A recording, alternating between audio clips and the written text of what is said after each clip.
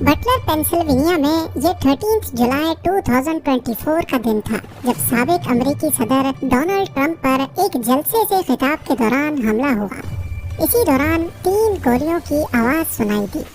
Donald Trump को गोली तो लगी लेकिन उनकी जान बच गई। इस सारे वाक़े ने बहुत सारे सवालात खड़े कर दिए हैं। कुछ का जवाब तो मिल चुका है लेकिन कई राज अभी भी पोशीदा हैं।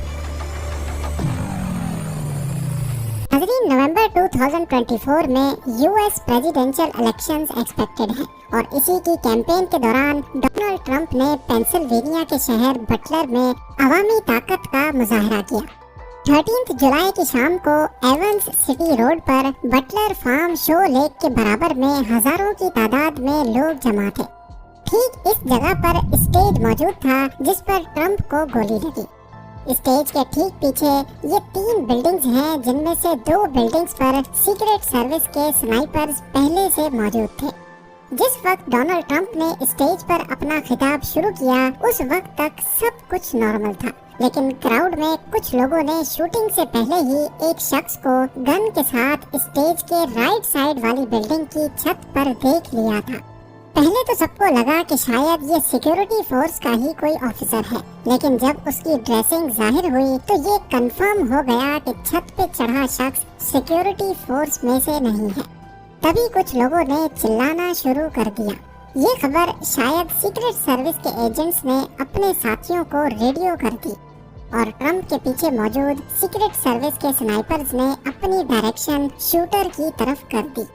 अभी उसकी इंटेंशन का मालूम पड़ता कि उसने एक साथ 3 गोलियां फायर कर दी, जिसकी आवाज आप वीडियो में भी सुन सकते हैं।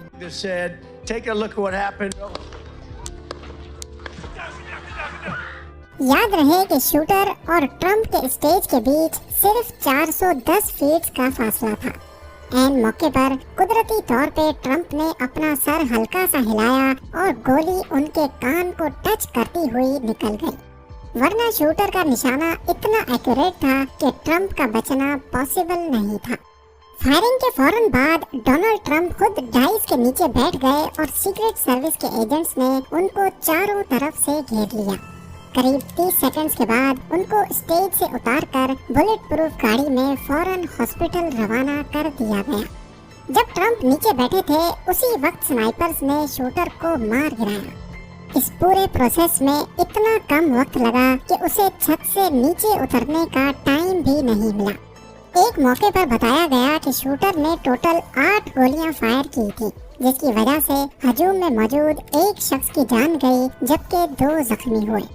शूटर की शनाख्त 20 साला थॉमस मैथ्यू क्रुक्स बताई गई, जिसके पास से AR-15 राइफल बरामद हुई। जिस जगह ट्रंप पर हमला हुआ, शूटर यहां से 70 किलोमीटर दूर बेथल पार्क में रहता था। इसने 2022 में बेथल पार्क हाई स्कूल से ग्रेजुएशन की और फिलहाल ये नर्सिंग होम के किचन में जॉब करता था। इसके कोलीग्स ने बताया कि थॉमस मैथ्यू में उनको कोई अनयूजुअल बिहेवियर नजर नहीं आया, पर हाल ही में उसने एक लोकल शूटिंग क्लब में मेंबरशिप करवाई थी। क्लेटन स्पोर्ट्समैन क्लब में मुख्तलिफ रेंजेस मौजूद हैं, जिसमें ज्यादा से ज्यादा टारगेट का डिस्टेंस 560 फीट है। ट्रंप पर हमला करने से एक दिन पहले थॉमस ने लोकल स्टोर से एम्यूनेशन के 50 राउंड्स और एक सीढ़ी खरीदी थी और जो गन उसने हमला करने के लिए इस्तेमाल की वो असल में उसके बाप ने खरीदी थी। शूटिंग वाले दिन उसने अपने नर्सिंग होम किचन से छुट्टी ली और अपने कोलीग्स को बताया कि वो कल तक वापस आ जाएगा।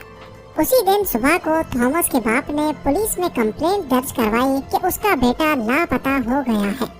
डोनाल्ड ट्रंप पर हमला आवर होने के बाद कई सारे सवालात खड़े हो चुके हैं कि आखिर 20 साला थॉमस ने ऐसा क्यों किया और किसके कहने पर किया, या जब वो दिन की रोशनी में खुल्लम खुल्ला गन के साथ छत पर मौजूद था उस वक्त सीक्रेट सर्विस के एजेंट्स की उस पर नजर क्यों नहीं पड़ी और इतने सारे लोगों के बीच वो हथियार के साथ जलसागाह में घुसने पर कामयाब कैसे हुआ। पर FBI को अभी तक ये थॉमस का पर्सनल फैसला लगता है।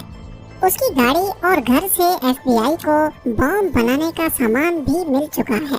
शूटिंग से पहले उसने गूगल पर डोनाल्ड ट्रंप की फोटोज भी सर्च की थी।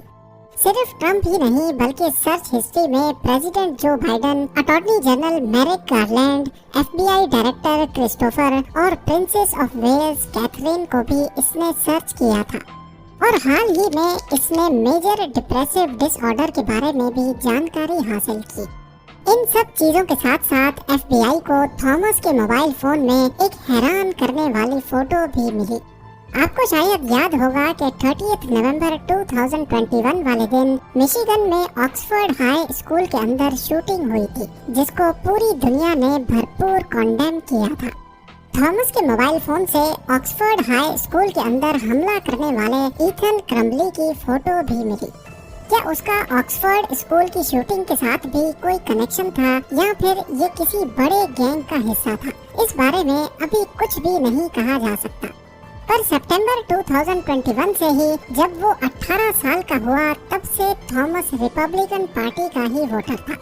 वही पार्टी जिसकी टिकट से डोनाल्ड ट्रंप पिछली बार इलेक्शन जीतकर प्रेसिडेंट बने और इस बार भी प्रेसिडेंट के उम्मीदवार हैं। डोनाल्ड ट्रंप की असैसिनेशन अटेम्प्ट पर इन्वेस्टिगेशन चल रही है और हो सकता है मजीद डिटेल्स वक्त के साथ साथ पब्लिश हो जाएं। हैं अगली शानदार वीडियो में।